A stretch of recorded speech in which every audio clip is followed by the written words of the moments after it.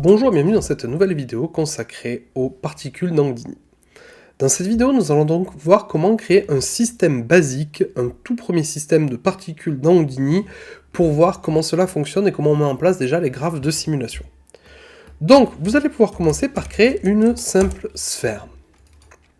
Vous allez rentrer à l'intérieur, et dans cette sphère, ce que nous allons faire, c'est que nous allons créer un ensemble de points, pour dire que cette sphère va être notre émetteur, c'est elle qui va émettre des particules.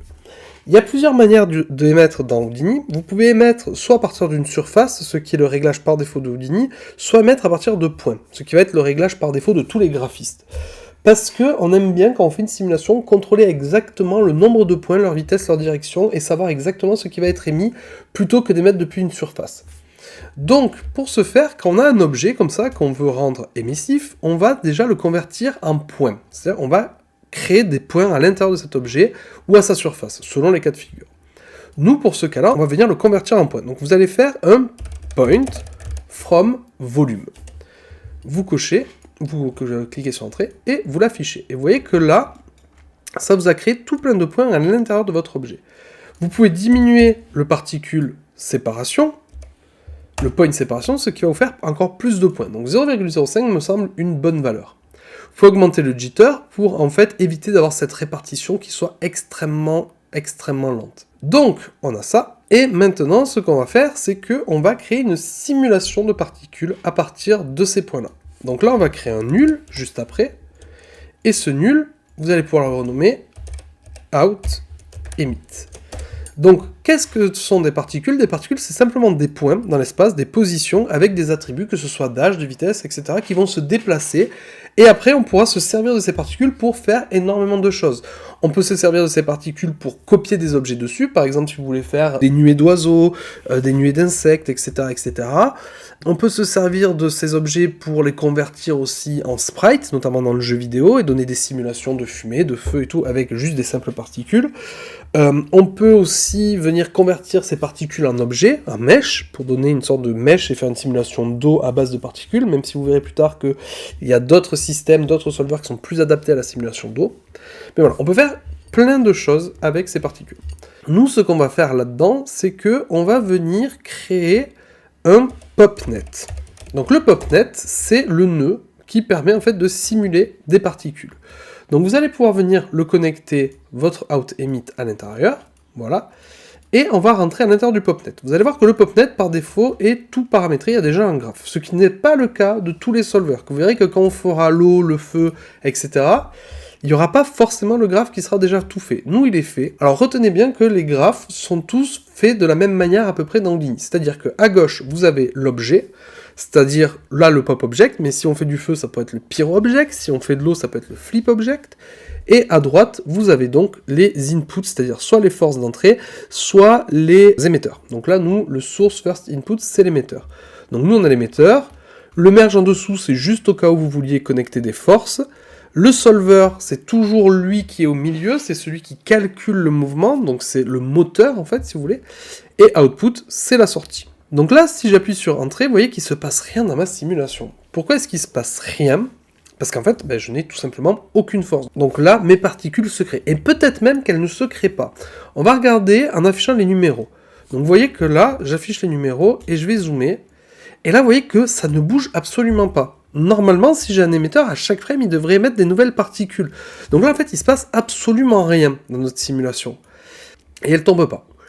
Ce qu'on va faire, c'est qu'on se dit, si elle ne tombe pas, on va créer donc une gravité, parce que par défaut, dans Houdini, le système est un système sans aucune force, donc forcément, si une particule est créée, elle n'aura aucune force qui s'applique dessus, donc elle ne bougera pas.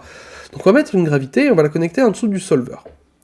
C'est là où se connecte la gravité. J'appuie sur Play, et il se passe toujours rien, c'est bizarre.